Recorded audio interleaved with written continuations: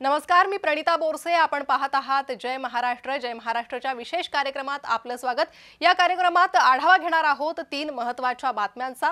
पहिली बातमी आहे उपमुख्यमंत्री एकनाथ शिंदे नाराज असल्याच्या चर्चा रंगलेल्या असतानाच शिंदेंनी केंद्रीय गृहमंत्री अमित शहा यांची दिल्लीत भेट घेतली।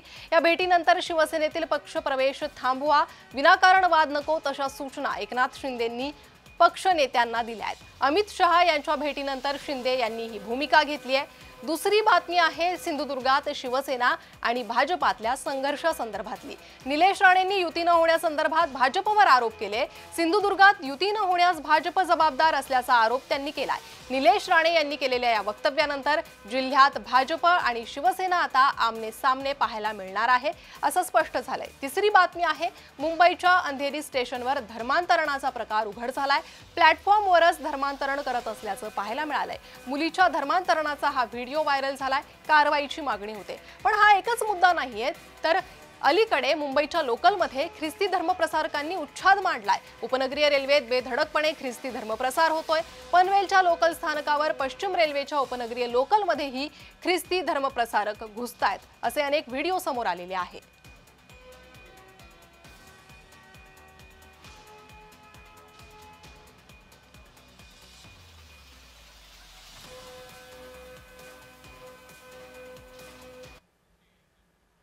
आणि आता पहिल्या बातमी संदर्भात सविस्तर चर्चा करणार आहोत। बातमी आहे उपमुख्यमंत्री एकनाथ शिंदे शिवसेना नाराज असलेल्या चर्चांसंदर्भातली। या चर्चा रंगलेल्या असतानाच शिंदेंनी केंद्रीय गृहमंत्री अमित शहा यांची दिल्लीत भेट घेतली। राज्यात सत्ताधारी शिवसेना शिंदे गट आणि भाजप यांच्यातील अंतर्गत संघर्ष विकोपाला गेला असल्याचं बोललं जातंय। आता ही भेट झालेली आहे। या भेटीनंतर काही मुद्दे एकनाथ शिंदेंनी अमित शहा यांच्या समोर मांडलेले आहेत।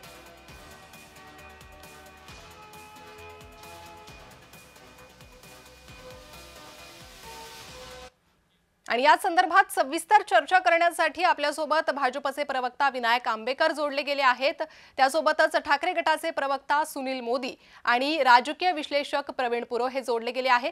तिघांचंही जय महाराष्ट्रमध्ये खूप खूप स्वागत।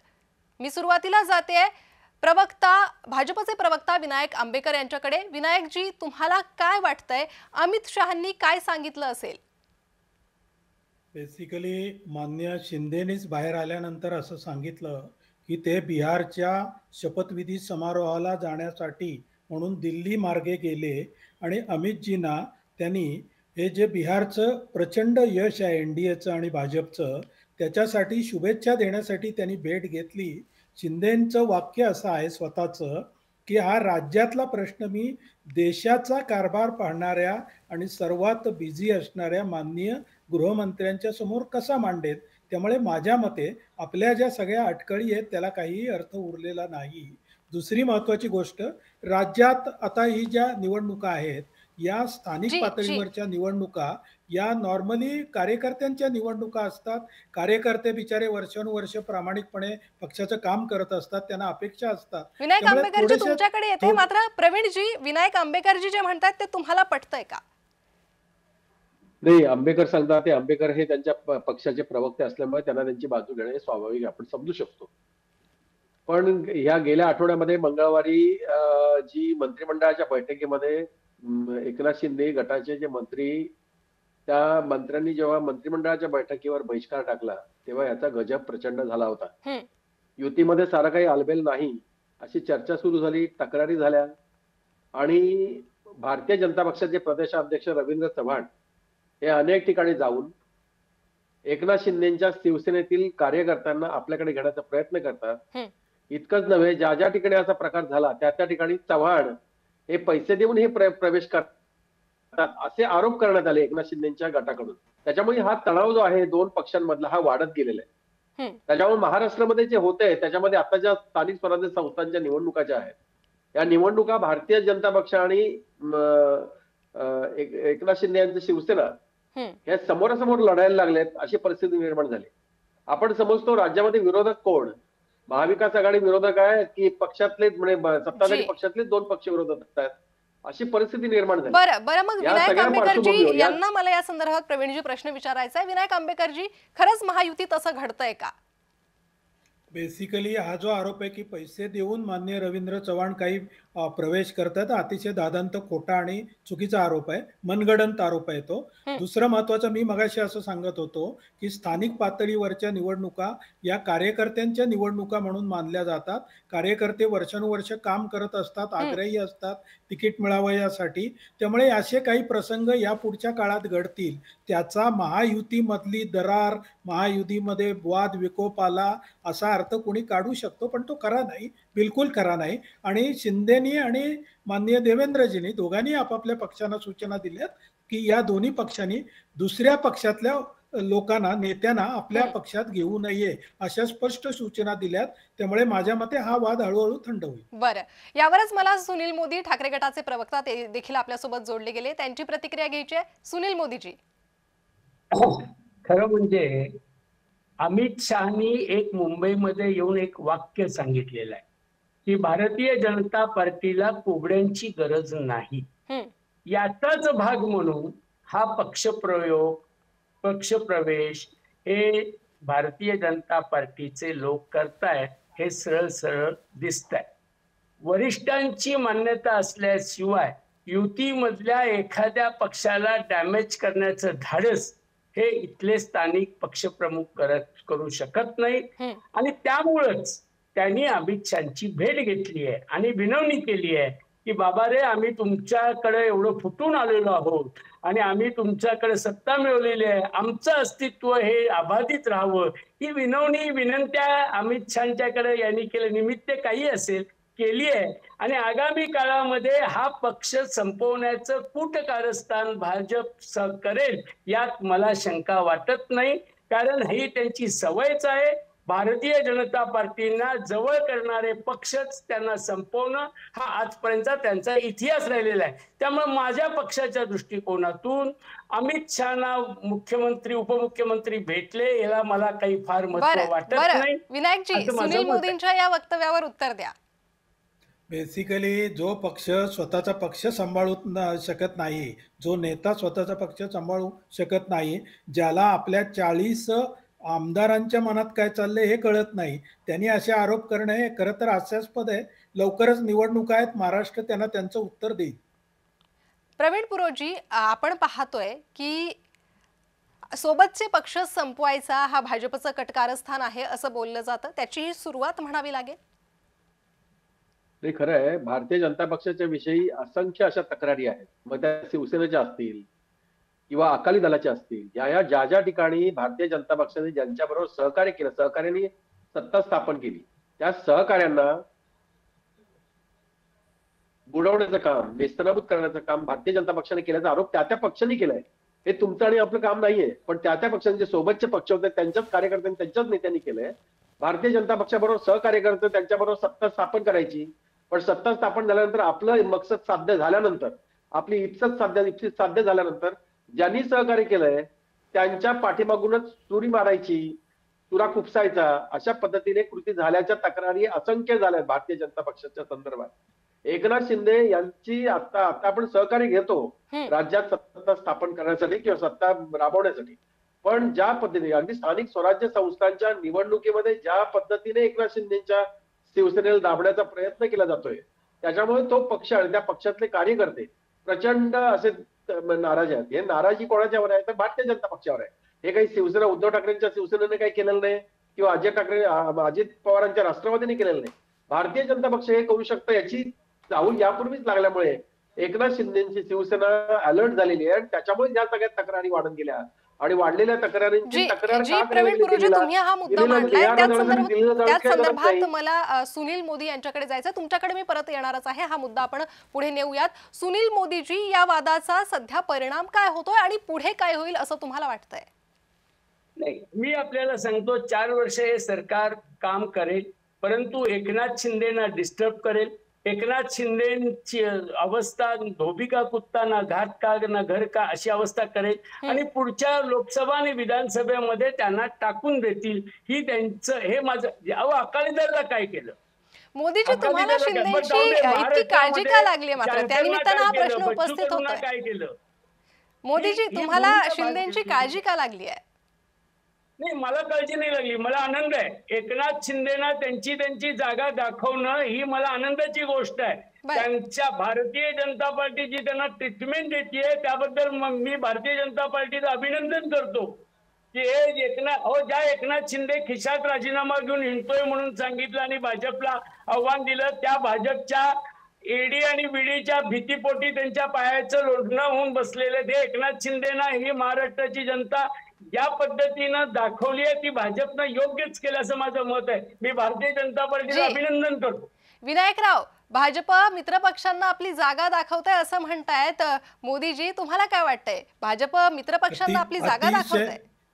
अतिशय चुकीचा आरोप आहे. 2020 साली नितीश कुमारांच्या कमी जागा आलेल्या असतानाही त्यांची सिनियरिटी आणि गठबंधनला मान देऊन त्यांना मुख्यमंत्री केलं. म्हणून 2025 साली नितीश कुमार परत एनडीए सरकार आलं. आत्ताही नितीश कुमारांच्या पक्षाच्या जागा कमी आहेत, तरी सुद्धा आपण बिहारमध्ये नितीश कुमारांचा आत्ता शपथविधी चालू आहे. महाराष्ट्रामध्ये 2022 साली शिंदे गट फुटल्यानंतर शिंदेच्या जागा कमी असताना, आमदार कमी असताना सुद्धा शिंदेना मुख्यमंत्री केलेलं आहे. आता सुद्धा त्यांना त्यांच्या सन्मान देऊन उपमुख्यमंत्री पद केलंय.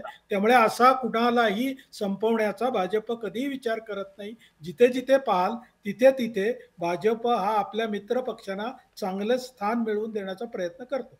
बरं, यानंतर मी प्रवीण पुरोजी यांच्याकडे जाणार आहे, राजकीय विश्लेषक. प्रवीणजी, आता ह्या 1 वर्षात ह्या सगळ्या घटना झालेल्या आहे. आता हा वाद शिवसेना भाजप नाराजी असल्याचं समोर येत आहे. पुढील 4 वर्ष कसे जातील?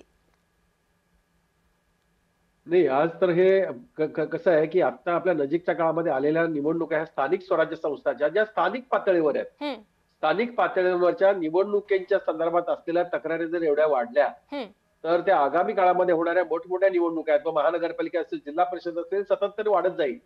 हे केवळ ह्या निवडणुकीपुरतं मर्यादित नाही, तर राज्य मंत्रिमंडळामध्ये एकनाथ शिंदेच्या मंत्र्यांना त्यांची दालनं देण्याच्या संदर्भात असो किंवा ओएसडी देण्याच्या संदर्भात असो, कुठलाही निर्णय होत नाही. जवळपास 6 मंत्री असे आहेत की त्यांच्याकडे आता पीएस नाहीये. पण हे पीएस नसताना ती लोक काम कसे करतात हे आश्चर्याची बाब आम्हाला मंत्रालयात असताना जाणवतं की हे मंत्री काम कसे करतात, त्यांचा पत्रव्यवहार कसा होतो, या सगळ्या बाबी चर्चेला जातात. याच मंत्र्यांचे जे पालकमंत्री आहेत त्या पालकमंत्र्यांमध्ये संपर्क मंत्री काहीतरी घुसमोड करतो किंवा संपर्क मंत्र्यांच्या कामामध्ये पालकमंत्री काहीतरी अगदी ठासून मारतो, अशी परिस्थिती निर्माण झाली आहे. त्याच्यामुळे 2 पक्षांमध्ये, सत्तेमध्ये असलेल्या 2 पक्षांमध्ये हा दुरावा एवढा प्रचंड आहे की आगामी 4 वर्षांमध्ये काय होईल आताही सांगता येत नाही. कारण सातत्याने जेव्हा असं काही घटना घडली की एकनाथ शिंदे त्यांच्या गावाला जाऊन बसतात, ते नसेल तर ते दिल्लीला जातात. आता बिहारच्या शपथविधीला जाऊन दिल्ली व गोवा दिल्ली जाण्याचं काही कारण नव्हतं. या सातत्याने तक्रार होत असल्यामुळे प्रवीणजी, त्यामुळेच आता या तक्रारी पुढे 4 वर्षात काय होणार हे पाहणं महत्त्वाचं आहे. तुम्ही तिघं असेच आमच्यासोबत जोडलेले राहा.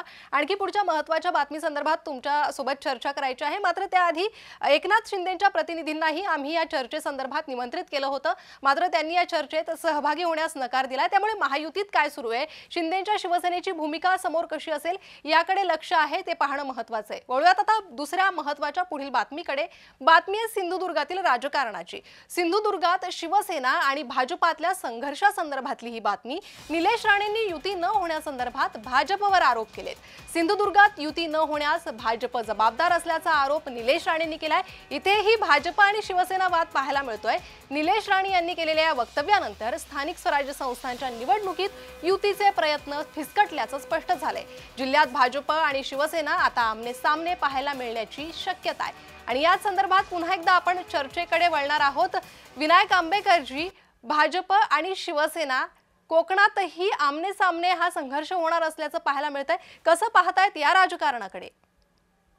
बेसिकली त्या 2 बंधूंमध्ये काय वाद आहेत त्याच्यावरती मी भाष्य करू शकणार नाही, परंतु नितेश राणे हे भाजपचे अतिशय कट्टर आमदार आहेत आणि चांगल्या प्रकारे भाजपचं स्थान तिथे निर्माण व्हावं यासाठी ते प्रयत्न करतायत, हे मी नक्की ठामपणे सांगू शकतो. माननीय मुख्यमंत्र्यांच्या अतिशय विश्वासातले, त्यांच्याशी सतत संपर्कात असलेले आमदार आहेत, त्यामुळे ते चांगलं काम तिथे घडवून आणतील याचा भाजपला विश्वास आहे. आता निलेश राणे यांनी काय म्हटलं त्याच्यावरती मी बोलणं योग्य होणार. पण विनायकजी, हा जरी बंधुत्वाला वाद म्हणावा तरी याचा महायुतीवर परिणाम होतोय ना. आगामी स्थानिक निवडणुकात दोन्ही पक्ष आमने सामने उभे राहत आहे ना.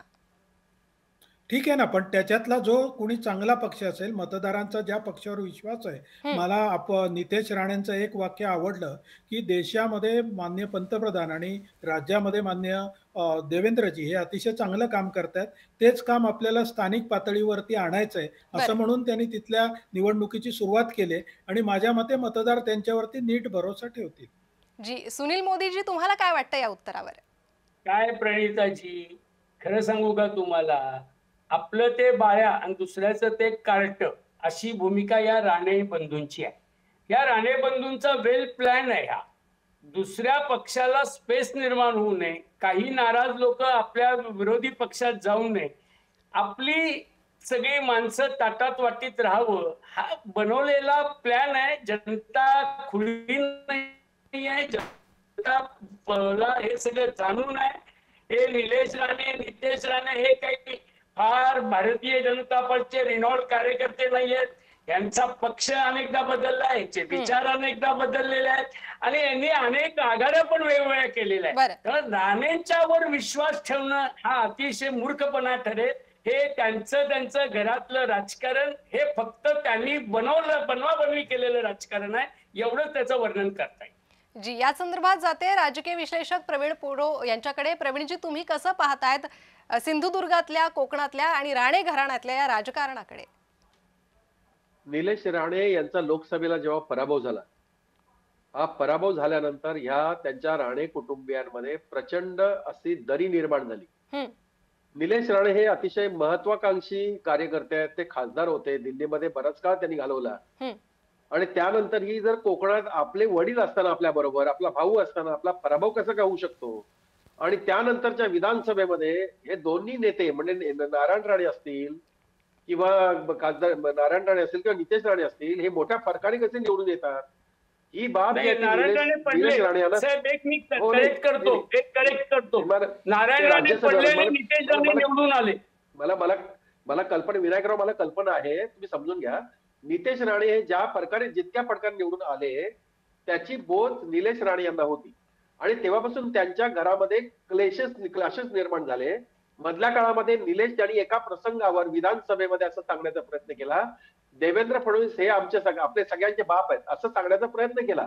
ते सांगितल्यानंतर तात्काळ विरोध त्याला कोणी केला? तर निलेश राणे यांनी केला. हं. त्यांनी सांगितलं, कोणाला पण कोणाच्या पाठीमागे बाप म्हणून लावू नका, तुम्हाला तो अधिकार नाहीये, आम्ही आमचं स्वतंत्र अस्तित्व ठेवणार, असं सांगून त्यांनी आपल्या पक्षाची बाजू मांडली. म्हणजे हे विरोधी पक्षांनी कोणीतरी सांगण्याच्या ऐवजी निलेश यांनी नितेश यांना अशा पद्धतीने सांगितलं. त्यानंतर खासगीरित्या पत्रकारांशी बोलतानाही निलेश यांनी सांगितलं की जरी माझा भाऊ असला, काही जरी असलं तरी राजकीय एक मर्यादा ठेवून बोलला पाहिजे. ही अमर्याद पद्धतीने बोलल्यामुळे आम्हाला आम्ही कधीही सहन करणार नाही. ही जी काही दरी निर्माण झाली, या दरीचा आता आपल्याला आपण पाहतोय, सिंधुदुर्ग असेल, रायगड असेल, इकडे नवी मुंबई असेल, सगळ्या ठिकाणी भारतीय जनता पक्षाच्या विरोधामध्ये एकनाथ शिंदे यांचा गट पूर्ण अंशी तयारीने आणि तेवढ्याच ताकदीने विरोध करतोय. ही सगळी बाब जी. जी आहे ही कोकणापासून सुरू झाली. निलेश राणे यांनी आता पाहिलं, आता सध्या तिथे आजच तिथे काय एक निवडणुकीची सभा चालू होती, त्याच्यामध्ये जी. नितेश राणे जी, यांनी प्रवीणजी, त्यामुळे निलेश राणे यांच्या ह्या विषयावर मी येईल, तुमच्याकडे पुन्हा येईल. विनायक आंबेकरांकडून उत्तर घ्यायचंय. मग हा भाऊबंदकीचा वाद आहे, पक्षाचा वाद नाहीये विनायकजी? पक्षामध्ये वाद नाही, नक्कीच महायुतीमध्ये कुठलाही वाद नाही. आज स्थानिक पातळावरती किंवा त्यांच्या कुटुंबामध्ये काही मतभेद आहेत असं मान्य विश्लेषकांचं म्हणणं आहे. मी त्याच्यावरती काहीच बोलणार नाही. जे काय आहे ते जनतेसमोर आहे. बरं. जनता हे सगळ्यात मोठं न्यायालय आहे आणि निवडणुकीमध्ये जनता योग्य तो निर्णय देते असा आमचा विश्वास आहे. त्यामुळे लवकरच आपल्याला कळेल हे जे काही आहे. अगदी निवडणुकीतलं चित्र स्पष्टच होईल. ह्याचवर उत्तर पाहिजे मला सुनील मोदींकडून. ठाकरे गटाचे प्रवक्ते सुनील मोदीजी, उत्तर द्या.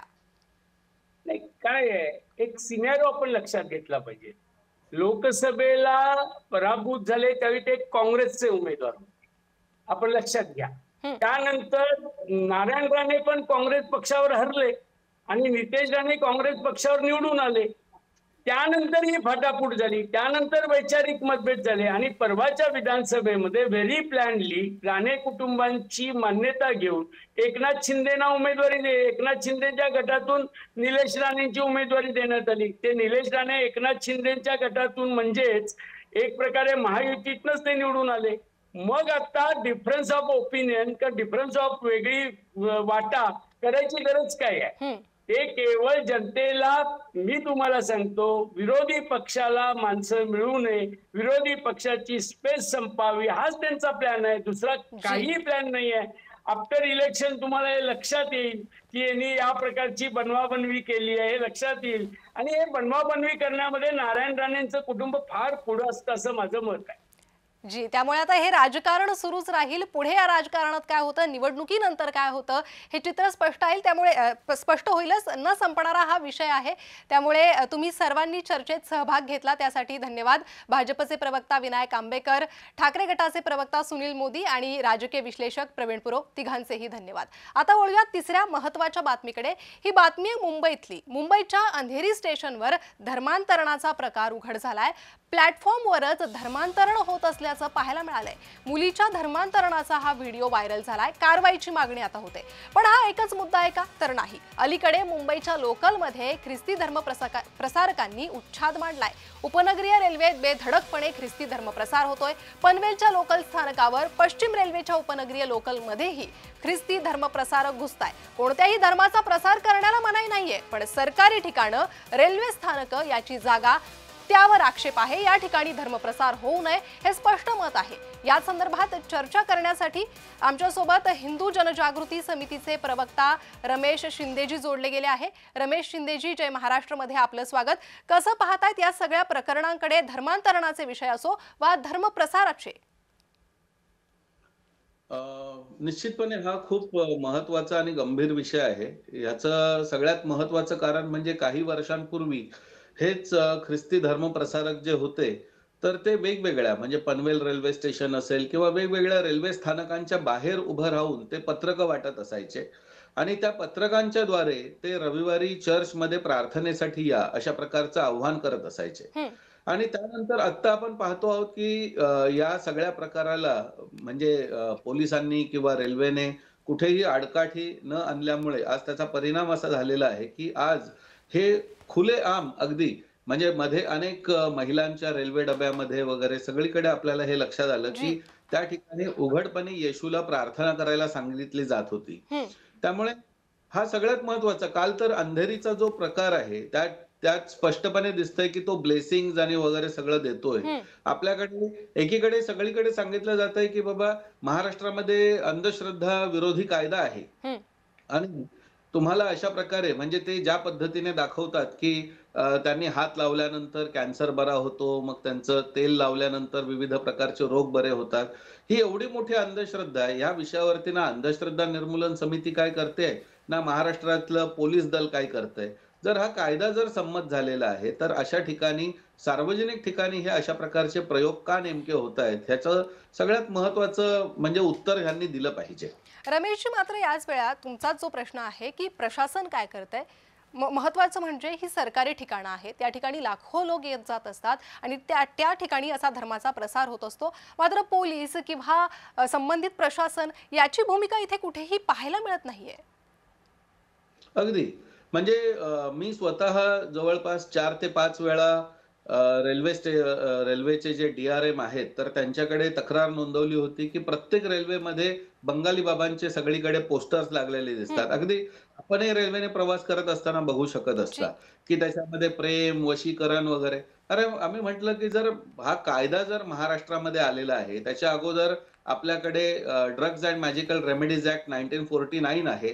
त्याच्यामध्ये तर स्पष्ट अरेस्ट आहे. म्हणजे हे कायदेच एवढ्यासाठी केले गेले की ह्या ठिकाणी कॉग्निजिबल ऑफेन्स आहेत हे.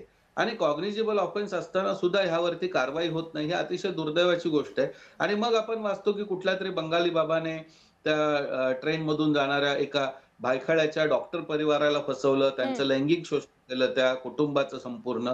आणि हे सगळ्या घटना घडूनही त्याच्यावरती उपाययोजना होत नाही. आणि म्हणून मागे आपल्याला लक्षात येत असेल की साधारणपणे 2 वर्षापूर्वीपासून संपूर्ण महाराष्ट्रामध्ये सकल हिंदू समाज, हिंदू संघटना यांनी प्रचंड मोठमोठे मोर्चे काढून जसा गुजरातमध्ये, राजस्थानमध्ये धर्मांतर विरोधी कायदा आहे, उत्तर प्रदेशमध्ये धर्मांतर विरोधी कायदा आहे, असाच धर्मांतर विरोधी कायदा महाराष्ट्रात व्हायला पाहिजे अशा प्रकारची मागणी केली होती. आणि त्यावेळी निवडणुकीच्या काळात हे आश्वासनही दिलं गेलं होतं की आम्ही सत्तेत आल्यानंतर पहिला धर्मांतर विरोधी कायदा करू. मात्र आजही हा कायदा होताना दिसत नाहीये. त्याच्यावरती एक स्टडी कमिटी नेमली गेली. त्या स्टडी कमिटीचा नेमका रिपोर्ट काय आला किंवा त्याचा अहवाल काय आहे, हेही कोणाला आज स्पष्ट झालेलं नाहीये. परंतु ह्या सगळ्याच गोष्टी जर बघितल्या तर ह्या दृष्टिकोनातून म्हणजे सरकारने ह्या सगळ्या गोष्टींचं गंभीरपणे दखल घेतली पाहिजे. कायदा जो आज होणं आवश्यक आहे, तो कायदा का होत नाहीये? आता म्हणजे 2 सत्र झाली सरकारची. आता 3रं सत्र डिसेंबरमध्ये असेल विधानसभेचं. हं, तर अशा वेळी हा कायदा जो आहे, हा कायदा होण्याची मला माहिती आहे की अतुलजी भातखळकर आपले कांदिवलीचे जे आमदार आहेत, तर हं. त्यांनी हे प्रायव्हेट मेंबर बिल म्हणून सबमिट केलं. परंतु प्रायव्हेट नसतो विधानसभेमध्ये. त्या ठिकाणी सरकारने कायदा प्रस्तावित करायचा असतो आणि हा कायदा काही वेगळा नाहीये. हं. म्हणजे भारतामध्ये पहिला अँटी कन्व्हर्जन ॲक्ट हा नरेंद्र मोदी ज्यावेळी गुजरातचे मुख्यमंत्री होते तेव्हा आला. त्यानंतर 8 राज्यांनी हा कायदा केला. त्यामुळे शासनाकडे आम्ही हेही म्हटलं, की तुम्हाला जर कायदा करायला तुमच्या टीमला किंवा समितीला वेळ लागत असेल, तर जो कायदा गुजरातमध्ये आहे, जो कायदा हरियाणामध्ये आहे, जो कायदा राजस्थानमध्ये आहे, जो कायदा उत्तर प्रदेशमध्ये आहे, त्याच कायद्याची प्रत तुम्ही इकडे आणून हे करू जी. शकता. म्हणजे अतिशय उत्तम प्रकारचा कायदा जी रमेश उत्तर प्रदेश शिंदेजी, त्यामुळे हा कायदा आता महाराष्ट्रात येतो का, लागू होतो का, या प्रकरणानंतर तरी सरकारने या कायद्याचा विचार करणं अत्यंत महत्त्वाचं आहे. खूप खूप धन्यवाद. तुम्ही या चर्चे संदर्भात आमच्याशी जोडला गेलात आणि आपली प्रतिक्रिया दिली त्यासाठी धन्यवाद.